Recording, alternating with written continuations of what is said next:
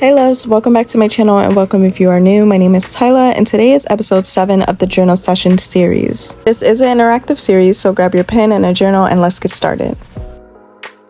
So question number 1, what are 3 qualities that you want to embody in your daily life?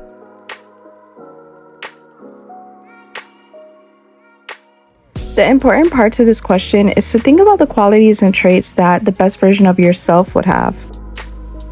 I pretty much wrote out a list of things that I wanted to start embodying that kind of just fit the characteristics of my best version. I feel like it's easy to get caught up in who you are at this moment or in the traits that you currently have. But I like this question because it gives you the opportunity to view yourself in the highest light.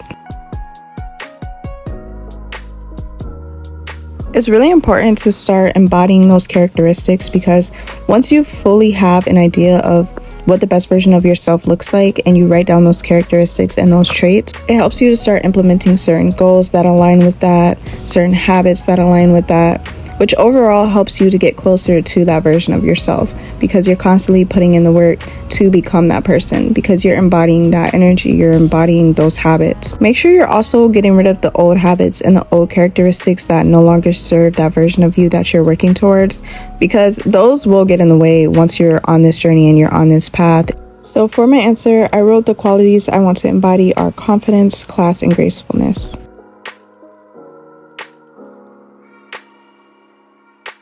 So on to question number 2, what are your biggest fears and how can you overcome them?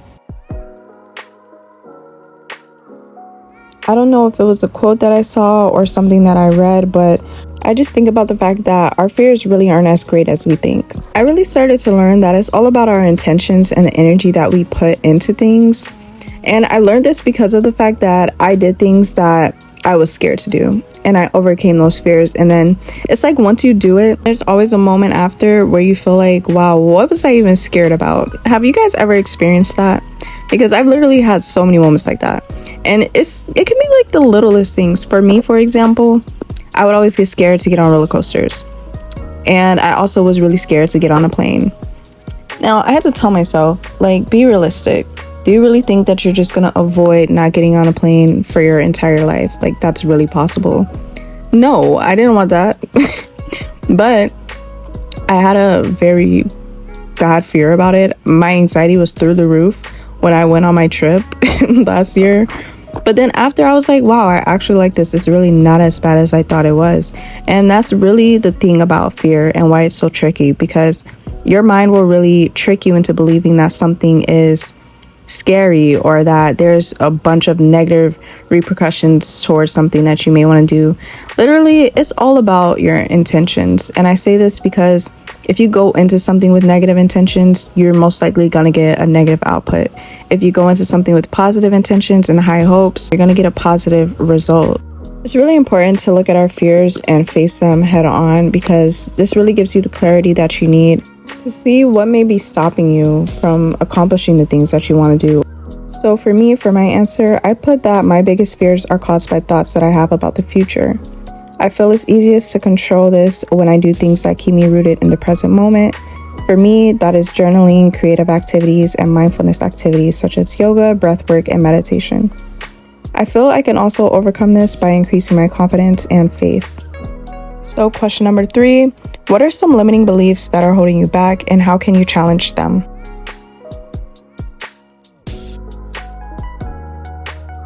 So for starters, a limiting belief is a state of mind or belief about yourself that restricts you in some way.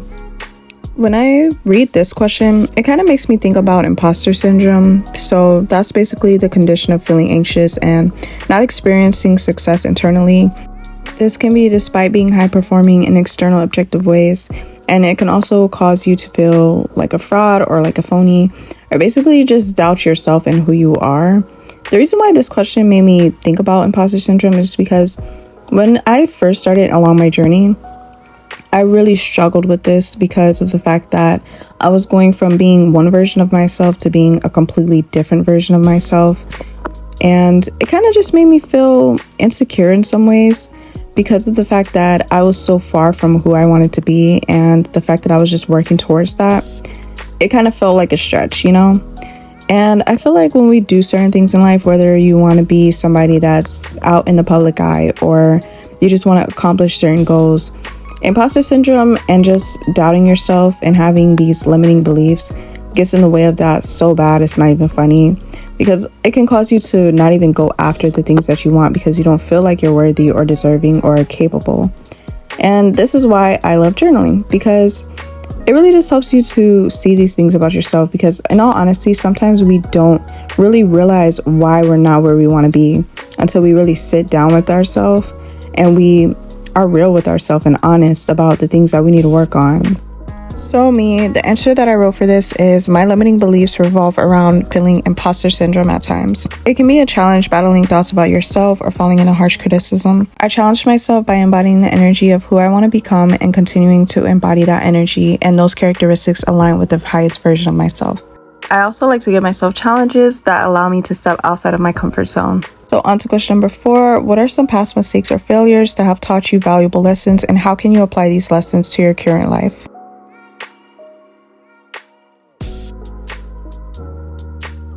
So when it comes to this question, I had to really learn how to be grateful for the things that happened to me, because I started realizing the pattern. The mistakes that you make and the experiences that you have really do help you in the future. And a lot of the time we don't really see how it's helping us in a positive way in that present moment because of the fact that it comes off as such a negative situation and a negative event. So it's so important to take certain mistakes and lessons that you've experienced and be grateful for them, because it really can help you out in the future, especially so that you don't make the same mistakes. And you can really use them as like stepping stones towards your future and towards your success and towards the things that you want to be, because it really is helping to build your character.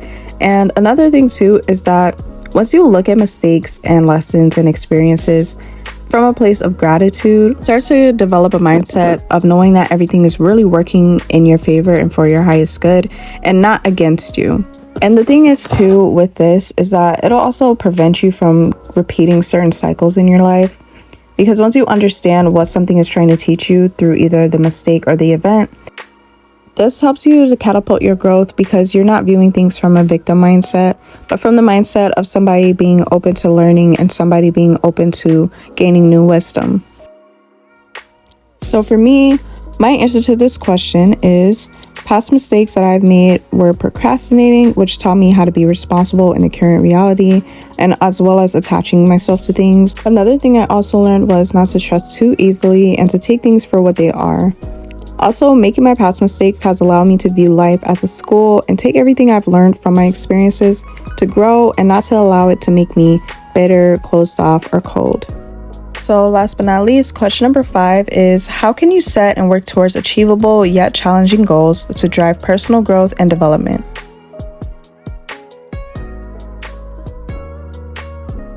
The things that I've been doing to kind of master this and start practicing this more is that I'll set goals for myself, daily goals, hourly goals, etc. And what I'll do is I'll just stick to the goal. So a lot of the time it's easy to fall off of goals. I'm not gonna lie. Sometimes there's days when I don't feel like doing a certain thing, and then I tell myself, well, it will be okay if I don't. But do I really want to let myself down? No. So challenge yourself to actually stick to the goals that you set. Setting goals is one thing, and that's the easy part. Sticking to them, that's a whole nother thing. So once you really do this, it starts to become fun. It's like a game. It's like you're challenging yourself to accomplish things, to do more, and to be better. And it's really fun. Like self-development and growing and growth and healing, it can be a challenge, but there's so many ways that you can make it fun and that you can make it worth enjoying the journey, because it is literally a journey. And some days are going to be harder than others, but just enjoy it and find ways that help you, because everybody is different. So what works for me may not work for you, and vice versa. So just find your flow. I basically got into my habit. I do my routines. I like to journal, and I do all these things because it really helps me to be present. It helps me to have a clear mind so that I can focus on what needs to be done. So as for my answer, I wrote that I set reasonable goals as well as ones that are easy to accomplish. And as I accomplish those, I set more that progressively help push me out of my comfort zone. I also constantly am self-aware of the things that I need to work on.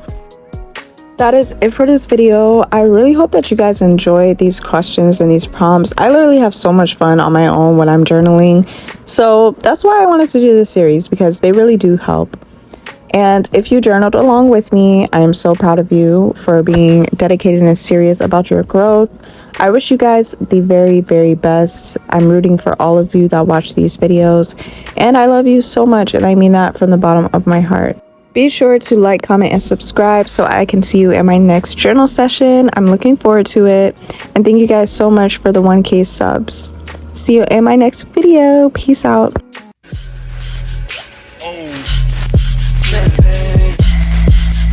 Oh.